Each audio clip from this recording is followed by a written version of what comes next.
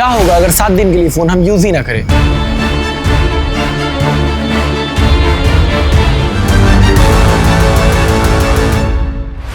यही जानने के लिए आज से अगले 7 दिन तक मैं फोन यूज नहीं करने वाला। अगर मैंने फोन टच किया, चैलेंज वहीं खत्म। रियलिटी में फोन हमारी लाइफ को कंट्रोल कर रहा है, खाते वक्त, काम करते वक्त, हर जगह फोन। और ऑनेस्टली ये सिर्फ मेरी प्रॉब्लम नहीं है, हम सब कहीं ना कहीं इसी लूप में फंसे हुए हैं। मैं अपने स्मार्टफोन को इस बॉक्स में पैक करके इस की को फेंक दे रहा हूँ और इसी प्रोसेस में मुझे पता चलेगा असल में मैं कौन हूँ।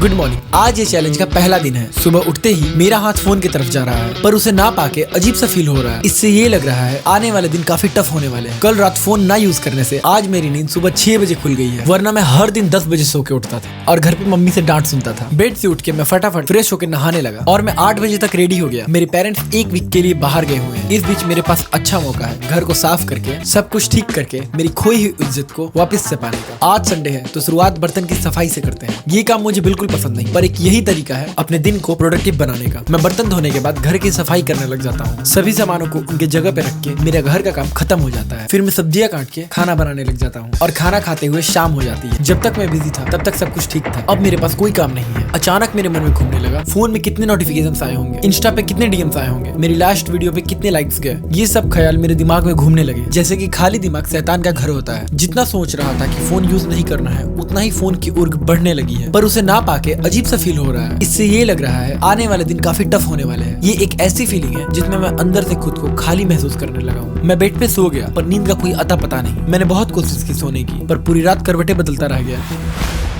ये तो कुछ नहीं, आगे जो मेरे साथ हुआ वो देख के तुम्हारे होश उड़ जाएंगे। मेरा ब्रेन फोन एडिक्शन को छोड़ने के लिए रेडी नहीं था, इसलिए मेरे मन में नेगेटिव थॉट्स आने लगे और इतना डिप्रेस्ड हो गया कि एक कमरे में बंद होकर रोने लगा। मेरे मन में मेरे करियर का टेंशन, फ्यूचर का टेंशन और अपने प्रेजेंट में हो रही चीजें सभी एक साथ दिमाग में घूमने लगी और मुझे कुछ समझ नहीं आ रहा था। मुझे एंजाइटी होने लगी और बेचैनी महसूस हो रहा है, सिर दर्द से फट रहा है। मुझे ऐसा महसूस हो रहा है जैसे मैं अंदर से खाली हो चुका हूँ और ये फीलिंग ऐसी है जैसे एक ड्रग एडिक्ट को उसका नशा ना मिलने पे वो पागल हो जाता है। मुझे लगा था फोन छोड़ना ईजी होगा, पर मुझे ये नहीं पता था कि फोन मुझे नहीं छोड़ने वाला। पर फिर भी मैंने खुद को कंट्रोल किया। एक पल को मुझे ऐसा लगने लगा अब फोन ले लेना चाहिए, बट फिर मैंने खुद को समझाया कि वो एक मशीन है, उसके ऊपर मेरा कंट्रोल होना चाहिए, ना कि मेरा कंट्रोल उसके पास। और मैं उठ के वापस काम करने लगा और तभी मेरा ध्यान मेरे घर के मंदिर की तरफ जाता है और मैं समझ जाता हूँ अब कैसे सब कुछ ठीक करना है। नेक्स्ट डे मैं सुबह जल्दी उठ के फ्रेश होकर रेडी हो गया और भगवान को सारी प्रॉब्लम्स बता के पूजा करने लगा। तभी मेरी नजर मंदिर में रखे भगवत गीता की तरफ जाती है, जिसको आज तक घर पे किसी ने नहीं पढ़ा। मैं उसे उठा के पढ़ने लग गया और फिर मैं उसमें इतना डूब गया, मेरे सारे सवालों के जवाब मुझे मिलने लगे। मुझे अब सब कुछ समझ में आने लगा। कल तक जो ओवर थिंकिंग मुझे बाहर से तोड़ रही थी, अब मैं भीतर से जुड़ने लगा। मुझे ऐसा लगने लगा कि मैं जी रहा हूँ और सब कुछ क्लियर होने लगा। मैं खुद को बिजी रखने लगा, जिससे मेरा ध्यान फोन से हटकर सभी रियल लाइफ टास्क में लगा रहे और ये काम करने लगा। मैं इस एडिक्शन को छोड़ने के लिए बुक पढ़ने लगा और अपने बुरी आदतों को अच्छी आदतों के साथ रिप्लेस करने लगा। पहले मैं न्यूज के लिए ट्विटर खोलता था, अब न्यूज पेपर पढ़ने लगा। रील्स स्क्रॉल करने की जगह बुक पढ़ने लगा। पहले वर्ड मीनिंग खोजने के लिए गूगल करना पड़ता था, अब डिक्शनरी में खोजने लगा और मिल जाने पे खुशियां डबल हो जा रही हैं। मुझे अब धीरे धीरे मजा आने लगा। अब मैं बाहर जाके घूमने लगा हूँ। सुबह उठ के मेडिटेशन, शाम होते ही बाहर वॉक पे जाना, बच्चों के साथ खेलने में भी मजा आने लगा है। फोन में पबजी ना खेल के रियल लाइफ एक्टिविटी गेम्स खेलना मेरी बॉडी को अंदर से स्ट्रॉन्ग बना रही है। मैंने जिम स्टार्ट कर दिया। अब मैं अपने बॉडी पर भी फोकस होकर ध्यान देने लगा। मैंने बाहर का जंक फूड खाना छोड़ दिया है। अब घर का खाना और प्रोटीन सप्लीमेंट कंज्यूम करने लगा हूँ। सेल्फ एजुकेशन को बढ़ाने लगा और बाहर निकल के नए लोगों से मिलना स्टार्ट कर दिया, उनके साथ मस्ती मजाक करना। देश में बढ़ रहे महंगाई के बारे में आप क्या बोलना चाहिए?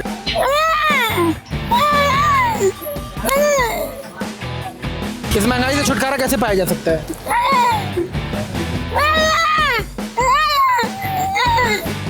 कुछ तो समझ ही नहीं आ रहा है, हम क्या समझाएं। बहुत बहुत धन्यवाद, आपसे बात करके अच्छा लगा। लाइफ में मेमोरेबल मेमोरीज बनाना और खुद को इम्प्रूव करने में फोकस है मेरा। मैंने पास्ट के टाइम में अपना बहुत सारा प्रीशियस टाइम वेस्ट कर दिया। अगर तुम लोग नोटिस करोगे, कोविड के बाद से हमारा 6 साल कैसे निकल गया हमें पता भी नहीं चला, क्योंकि हम सब फोन पे निर्भर हो गए। बाहर की दुनिया में क्या हो रहा है हमें पता ही नहीं और हमारे आसपास क्या चल रहा है इसका हमें कुछ नहीं पता,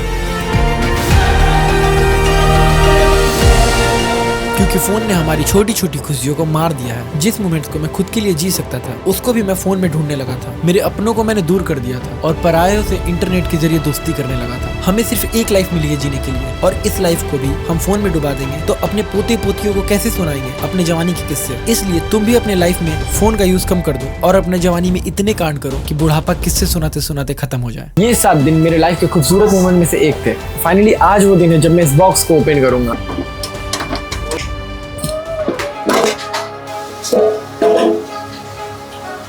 ये फ़ोन मेरा पूरे 7 दिन बाद स्टार्ट होने जा रहा है। Hey, I gotta cut to the chase. Everyone give me some space. Don't fall out, we fall into place. Every step walking with grace, amen. Keeping my foot off the brakes. Impact, I'm ready to brace.